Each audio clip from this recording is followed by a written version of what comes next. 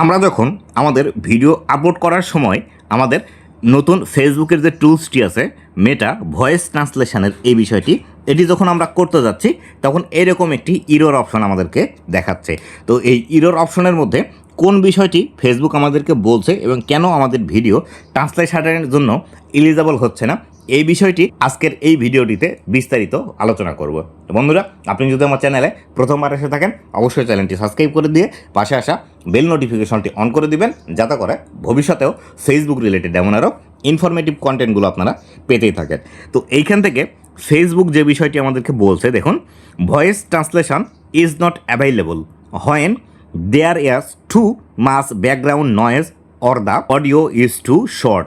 তো এইখান থেকে ফেসবুক আমাদেরকে বলছে যে বিষয়টি সেটি হলো, আমি যে ভিডিওটি আপলোড করছি আমার এই ভিডিওটি ট্রান্সলেশনের জন্য এলিজেবল নয় বা অ্যাভাইলেবল নয়, কেননা আমার এই ভিডিওটিতে বেশি পরিমাণে নয়েজ আছে বা ব্যাকগ্রাউন্ড সাউন্ডগুলো যেটি আছে সেই সাউন্ডগুলো অতিরিক্ত পরিমাণে বেশি আছে, যার কারণে আমার এইখান থেকে আমার এই ভিডিওটি ট্রান্সলেশনের জন্য এলিজেবল নয়।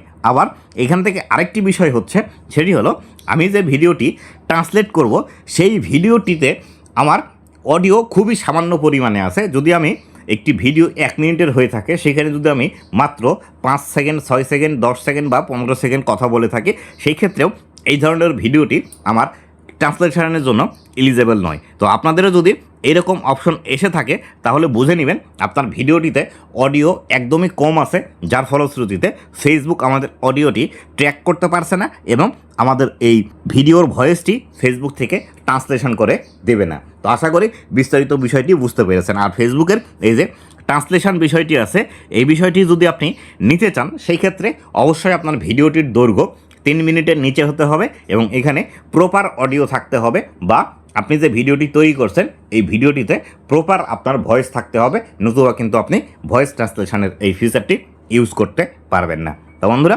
এই ছিল আজকের ভিডিওটি কেমন লেগেছে অবশ্যই জানাবেন এবং ভবিষ্যতে ফেসবুক রিলেটেড এমন আরও ইনফরমেটিভ কন্টেন্টগুলো পাওয়ার জন্য অবশ্যই আমার ফেসবুক পেজ এবং ইউটিউব চ্যানেলের সাথেই থাকবেন।